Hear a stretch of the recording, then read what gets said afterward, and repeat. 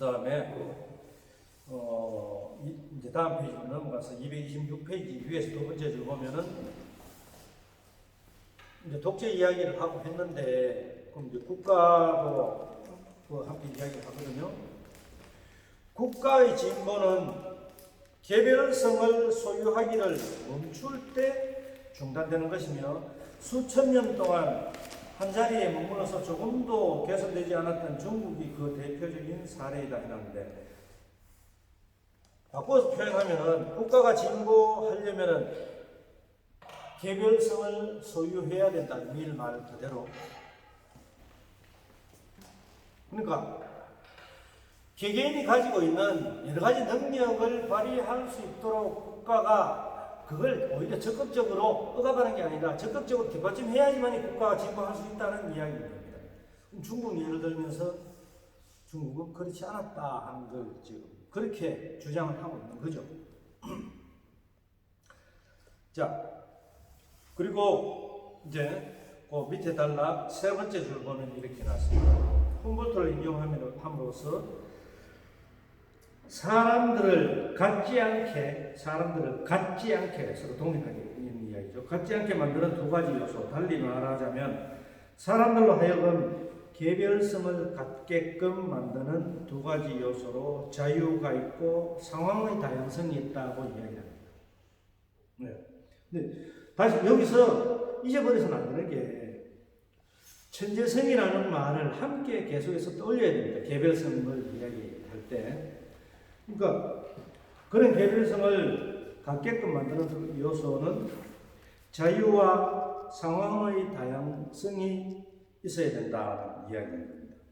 근데 만일 이런 것을 인정을 하지 않고 사람들을 전부 동질화시키고 생존 방식도 동일하게 만들고, 이 책 내용이 지금 다 나오는 겁니다.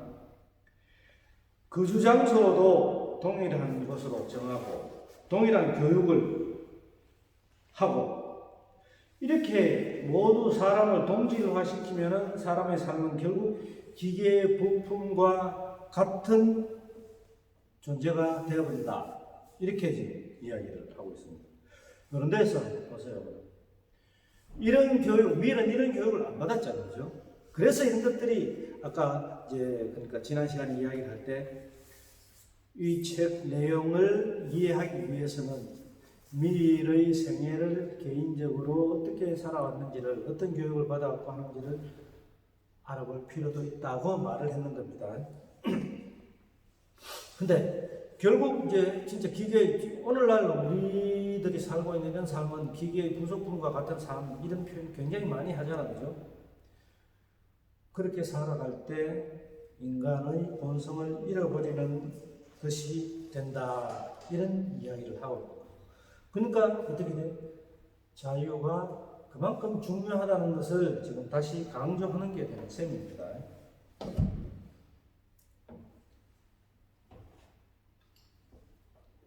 자, 그렇게 개별성을 강조하고 있는 게, 개별성을 위한 자유를 강조하고 있는 게 지금 제3장의 내용이라면, 이제 4장으로 넘어가서 개인을 넘어선 사회의 한계와 권위에 관하여 이렇게 해놨습니다. 여기에 이제 계속 미리 던지고 있는 의문을 쭉 읽어봅시다. 자기 자신에 대해 개인이 행사할 수 있는 자주권의 올바른 한계는 어디까지인가? 그러니까 개인이 행사할 수 있는 자주권 한계가 어디까지인가? 두 번째는 사회의 권위는 어디에서 시작되는가? 사회 속에서 개인이 살아가고 다른 사람들과 더불어서 살아가고 이런 것들이 있으니까 사회의 권위는 어디서 시작되는가? 그 다음에 인간의 삶 가운데 얼마나 많은 부분이 개인에게 귀속되고 얼마나 많은 부분이 사회에 귀속되어야 하는가? 이제 개인과 사회 이 관계를 지금 이야기를 하고 있습니다. 그렇죠? 개인과 사회. 과연 이게 대립인지 아니면 상호 보완적인 관계에 있는지 봅시다. 자, 여기에 대해서 이제 이렇게 질문을 던지고 미리 질문을 던지고 또한 답변을 하기를 주로 개인이 흥미를 갖는 삶의 부분은 개인에게 속하고 사회가 관심을 보이는 것은 사회에 속한다. 사실은 당연한 이야기죠. 이거는. 그런데 이 구분을 그다지 명확하게 하고 있지는 않습니다. 그러면서도 존 로크나 토마스 홉스, 정작 루소 이런 사람들이 제시했던 사회 계약설, 좀 강제력이 많이 동원된 듯한 느낌이 있잖아요, 그죠? 사회 계약서를 거부하는, 그러니까 밀은 지금 존 스튜어트 밀은 이런 사회 계약서를 별로 인정하지 않는 그런 셈입니다. 그래서 밀은 개인이 사회 또는 국가 내에서 살아간다는 사실 그 자체가 다른 사람들에 대해 어떤 선을 지켜야 한다고 인정을 합니다. 근데 최대한 다른 사람에게 해를 끼치지 않는 한 굳이 계약 이런 거 생각하지 않아도 된다. 사회 계약서 같은 거. 그런 이야기입니다. 자, 그리고 그 밑에 단락 세 번째 줄 보면은 개인은 자기가 무엇을 해야 할 것인가를 자발적으로 그리고 최종적으로 판단하는 게 중요하다. 자기 스스로 판단하고 결정 내리고 하는 게 중요한데, 근데 이 사실은 잘 안 되는 경우가 굉장히 많죠. 뭐라고 이야기합니까? 결정장애자. 그런 표현 많이 씁니다. 둘 중에 과연 어떤 걸 결정을 할까? 근데 사실은 아무리 결정장애자라고 할지라도 가만히 살펴보면은 두 가지 중에 하나 선택을 못 해가지고 뭐 친구들한테 물어본 경험 있을 수 있고 혹은 많이 있을 수 있고 혹은 그런 거를 물어오는 친구들을 많이 봤을 수도 있을 겁니다. 그런데 사실은 다 정해놓고 있습니다. 조금 더 마음이 가는 쪽으로. 근데 대부분이 묻는 쪽이 이제 둘 중에 하나라고 한다면은 한 가지를 좀 더 비중 있게 정해놓고는 다른 사람들이 동의를 구하는 게 대부분입니다. 결정장애가 아닙니다, 사실은.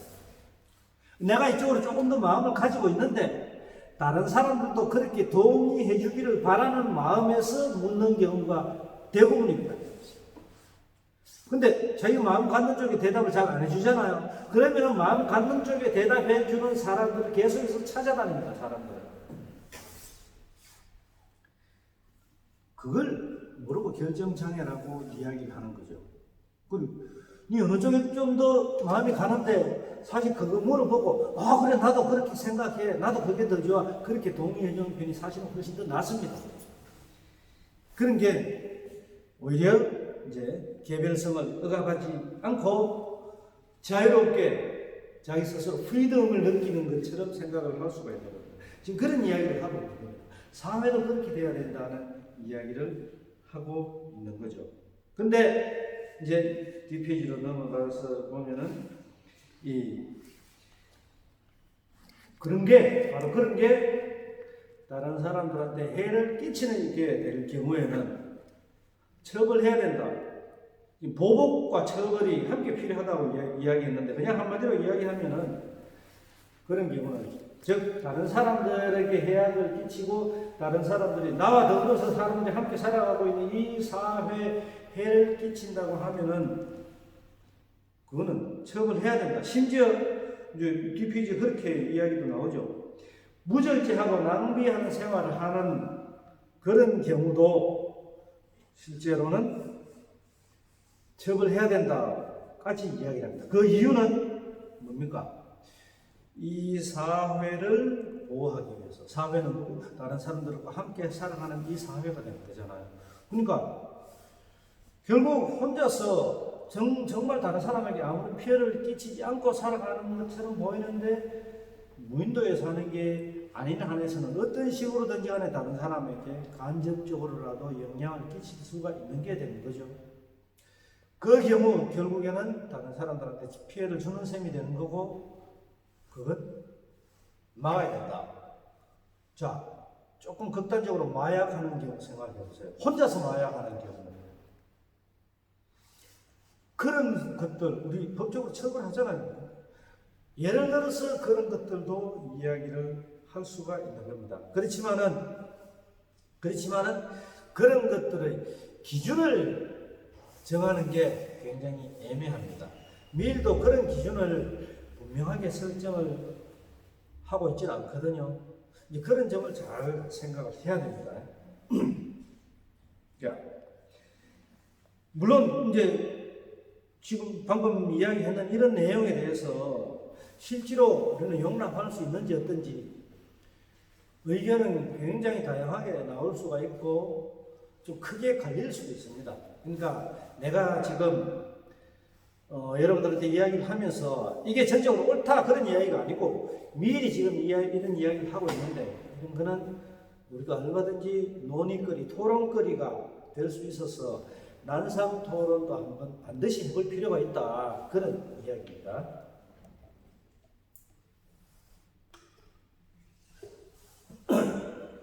마지막으로 이제 책 5장에서 이야기하고 있는 것을 보면은 그러면은 지금까지 이야기했던 이런 내용들을 이런 원리를 어떻게 우리가 살아가고 있는 이 사회 그리고 개인의 국가에 등등 적용할 수 있는가를 이야기를 하고 있습니다.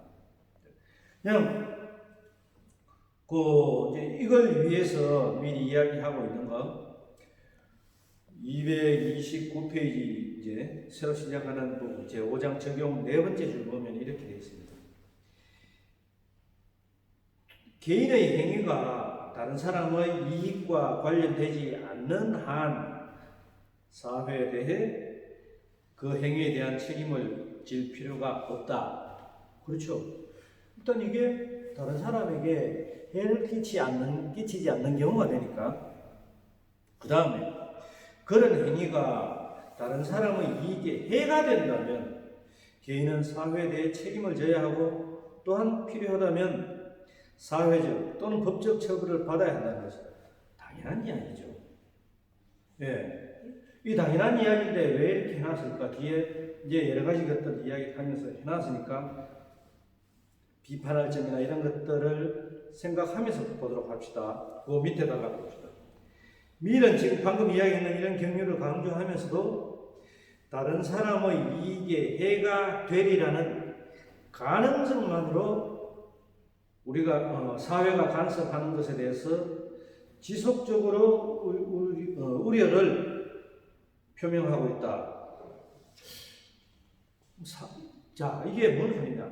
다른 사람의 이익에 해가 되리라는 가능성만으로 사회가 간섭해서는 될까 안 될까? 이거 간섭하면 안 되는데 이런 식으로 생각한다는 이야기입니다. 그게 규제고 통제고 억압하는 거라고 생각을 하거든요. 근데 그 페이지 밑에서 세 번째 끝부분 보면은 미리 예방 조치를 취함으로써 범죄를 예방하는 사회의 내재적 권리는 이걸 전적으로 거부하는 건 아니라고 말하는데, 자 보세요. 지금 역시 우리는 다시 신천지 이야기를 예를 들어서 안 할 수가 없습니다. 우리가 지금 신천지든 아니든 간에 코로나 확진 판정을 받았는 사람이 있다. 그 사람의 동선을 파악을 해서 어디에 가서 누구를 만났고 등등 만나기만 해도 우리는 예방 차원에서 검사를 합니다. 증상이 있는지 어떤지. 과연 그게 옳으냐 옳지 않느냐 그렇게 해도 되느냐. 검사 받기 싫다고 하는 사람도 강제로 받아라고 이렇게 등등 이야기합니다. 아주 좋은 이해가 될 수 있는 거죠. 그러니까 방금 조금 전에 읽었던 것처럼 다른 사람의 이익이 해가 되리라는 가능성만으로 사회가 간섭하는 것에 대해서 지속적으로 우려를 표명하고 있습니다. 미일은. 과연 그럴까? 물론 전적으로 또 그건 아니라고 밑에 또 이야기를 했지만 사회는 그렇게 할 수 있다고 이야기를 하고 있는데 이런 것도 우리는 진짜 서로 얼굴 마주보고 앉아서 아마 열띤 토론을 할 수가 있을 겁니다. 그죠? 지금 이런 상황을 우리가 실제로 맞이하고 있으니까 그런데 검사를 안 받겠다고 하는 사람들이 있습니다. 이 어떻게 해야 됩니까? 개인적으로 벌어지고 있는 상황을 보니까 많은 사람들이 죽어가고 있고, 심지어는 태어난 지 4주 되는 신생아까지도 감염이 되고 있고, 이러니까 예방 차원에서 사회가 강제할 건 해야 되겠죠. 그게 개인의 자유를 침해하는 거다? 이렇게 말하기는 힘들 겁니다. 여러분들도 분명히 같이 한번 생각을 해봐야 될 겁니다. 자, 그것과 더불어서 이제 함께 국가가 간섭을 할 수 있는 것들 그러면서 몇 가지 나오는 게 이런 것들이 있죠. 공적으로 이제 풍속을 침해하는 많은 행동들, 지금 미리 이야기하고 있는 겁니다. 매춘이나 도박 등등.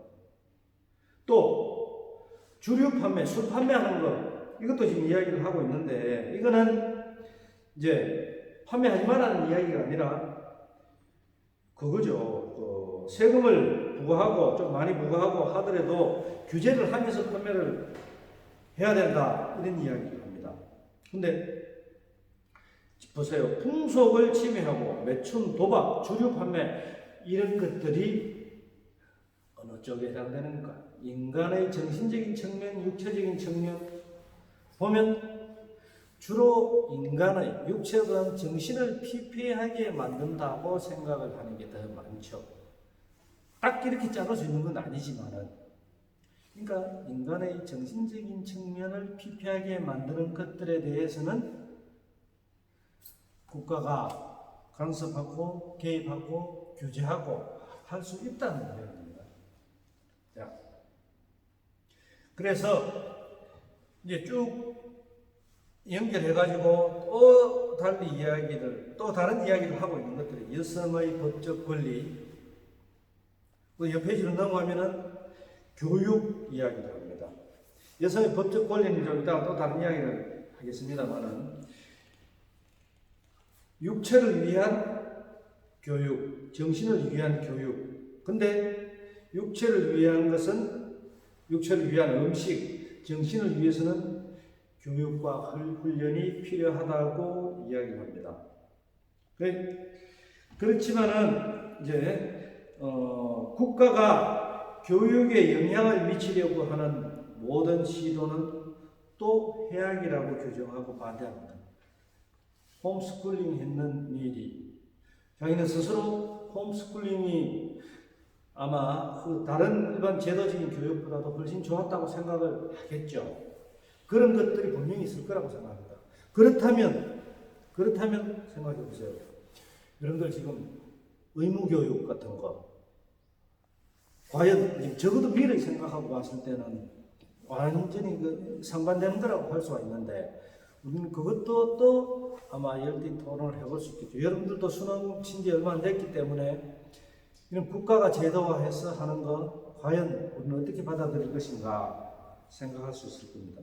그렇지만 또 이런 이야기를 합니다. 아주 중요한 이야기입니다.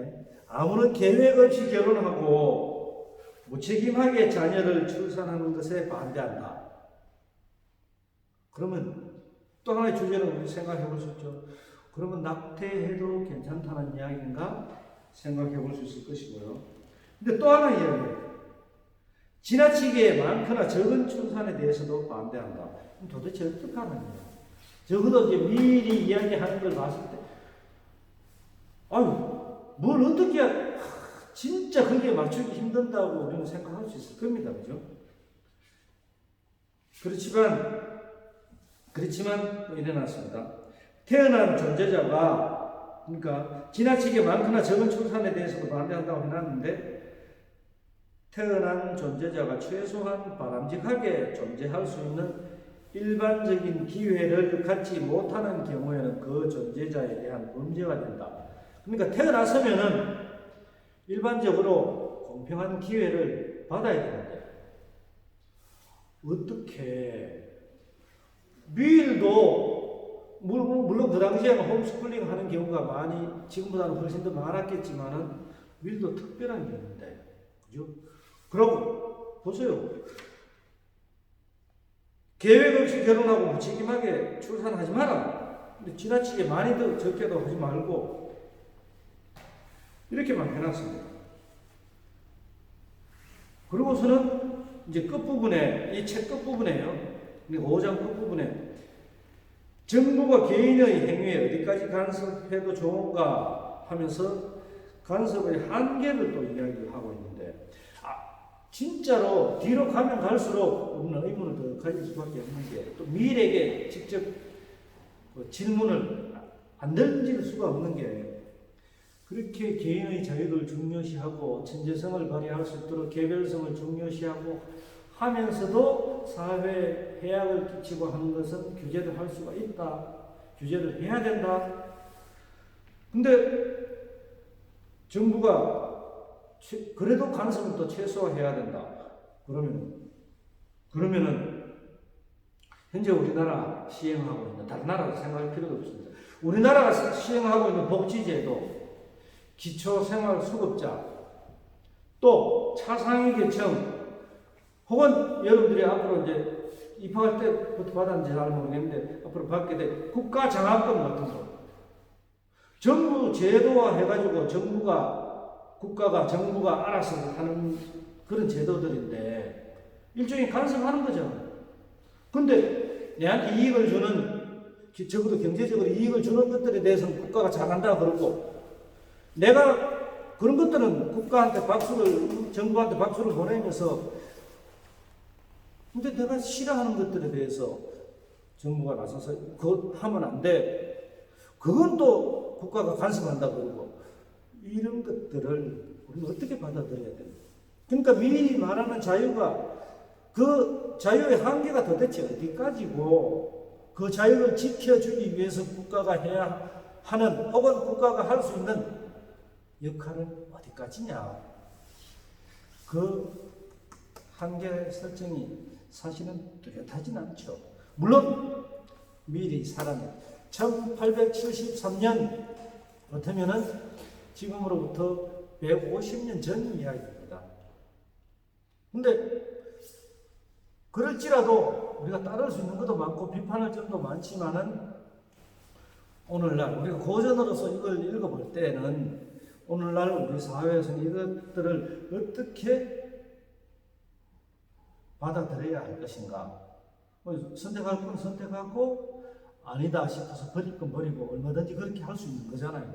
그런 자세를 가지고 읽고 우리 사회에 적용시켜보고 자기 자신한테도 적용시켜보고 더 나은 어떤 원리나 원칙, 그런 것들을 또 가르침 같은 것들을 찾아내기 위해서 우리는 이 책을 읽고 해야 되는 것입니다. 그건 이제 비판적으로 읽기가 되는 것인데요. 자, 이렇게 하면서 끝부분을 한번 이제 국가와 개인의 관계에 대해서 이야기하고 있는 끝부분을 읽어서 보면은, 국가의 가치는 그것을 구성하는 개인들의 가치이므로, 개인들의 가치가 곧 국가의 가치다. 국가가 개인을 왜소하게 만들게 되면 국가도 왜소해질 수밖에 없다. 최대한 자유를 보장하라 그런 얘기죠. 국가는 개인의 노력과 발전을 돕거나 자극하기 위해 최선을 다해야 한다. 맞는 말입니다.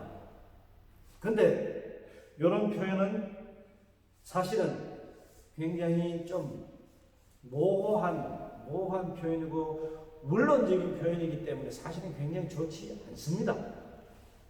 뭔 소리냐? 여러분들이 어디 가서 발표를 하라, 어디 가서 이제 어떤 글을 쓰라, 그 마지막 부분에 결론적으로 이런 표현을 한다고 합시다.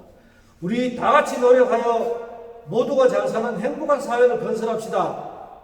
이렇게 이야기하면은 전부 다 맞는 말이라고 할 겁니다. 근데 왜 내가 원론적인 표현이라고 생각하는 거면은, 다 같이 노력하여, 무슨 노력을, 사람은 다 다른데 무슨 노력을 어떻게 구체적으로 해야지만이 되는지, 그리고 행복한 사회를 건설합시다.